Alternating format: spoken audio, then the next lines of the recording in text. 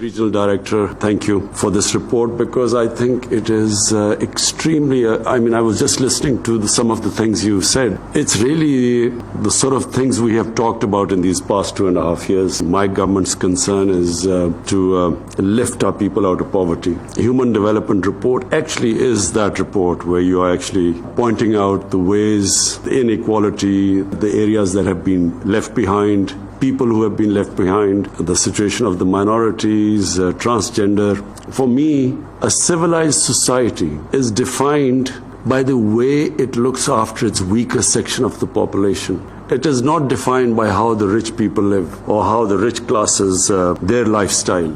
It is defined by how is it planning to reduce this inequality, the sort of things you mentioned before this report, this elite capture. And it's not just a problem of Pakistan, it is a problem of almost all the developing world. It is also, of course, a problem in the richer countries where you see this incredible situation of about the last time, I think maybe it was the UNDP report, I'm not sure, around about 60 people own about the same amount of wealth as about 3.5 billion people on this earth, which are shocking figures because there has to be something wrong with the world order where such inequality exists. And on one side, such opulence or wealth that can never be spent in 10 lifetimes. And on the other hand, you have extreme poverty. And then with COVID, which is all it has done is that it has made poor people, whether they're in rich countries or in the poor countries, it's made them poorer. So more and more people have gone below the poverty line. It hasn't affected the rich people. Elite capture is a problem specifically of the developing countries. I was reading the FACTI report. The Secretary General of the United Nations has he made a panel under him which has come up with this report, and it is a shocking report. The report is that every year, $1 trillion leave developing countries into tax havens or into properties in richer countries, and that $7 trillion of poor countries, money laundered out of the countries, is parked in safe tax havens and leaving the poor countries. So if I just look at the world, this one fact is the reason behind this huge inequality in this world and the cause of huge poverty, because when this sort of money leaves the poor countries, employment is created in the countries it is destined for. So the poor countries are not only deprived of employment which this money could provide, not only does it also create poverty because this is the money that could be spent on human development, but it also affects the currency, because when so many dollars leave the poor countries, the currency gets affected. And when the currency gets affected and when it devalues, it causes more poverty or inflation. This is a vicious cycle going on. And really, unless something is done about it, I'm scared that the richer countries will have to build these walls to keep these immigrants, economic immigrants out who will be trying desperately, risking their lives to get to richer countries. This is the one factor which, in my opinion, is causing more deaths in this world, poverty, misery in this world. And unfortunately, the richer countries, there is no incentive to stop this outflow from the poor countries of illicit money because they gain from it. Now I come to the elite capture in our country.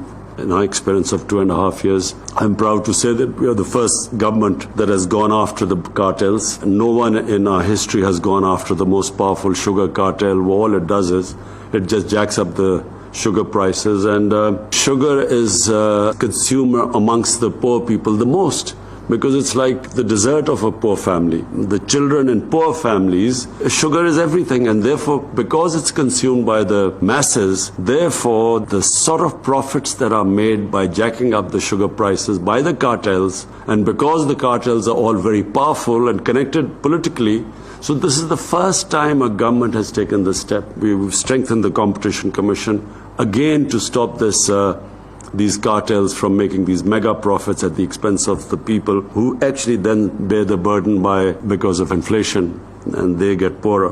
What I was very proud of this report was the performance of Khyber Pakhtunkhwa, a province that was devastated when we, in 2013, when we took over the province, it was devastated by the war on terror. There were bomb attacks going on. The people had migrated from Pakhtunkhwa into to Islamabad or other cities because of the danger to their lives and the insecurity. And so it gives me great pleasure to have what you pointed out, what the report says, that the province that reduced poverty the greatest and developed its human beings the greatest was KP, and it has almost caught up with Punjab. So that is a source of great satisfaction for my government. I'm also very proud of the way in COVID during this last 1 year, the way we came out with this Asas program, and Sania deserves all the credit for disbursing this huge amount of money in the shortest space of time, and when there were no one could say that there was any sort of political type of distribution or there was any. I noticed that in Lebanon people were out in the streets and they felt that the money distributed during COVID was distributed on political basis and wasn't equitably distributed, and I'm very proud that no one could say that about us. Your point, Dr. Pasha, that now that we are having a very scary third wave, in some ways actually it is more scary than the first wave. Second wave wasn't that bad. So we are going to speak to the IMF because we see disruptions ahead. Just when our economy was recovering and all the indicators were positive, unfortunately now we will have to review the whole situation and a new Asas program, because the service industry has been badly hit everywhere in the world, but in Pakistan, our service industry has been really badly hit. Now with this third wave, we will have to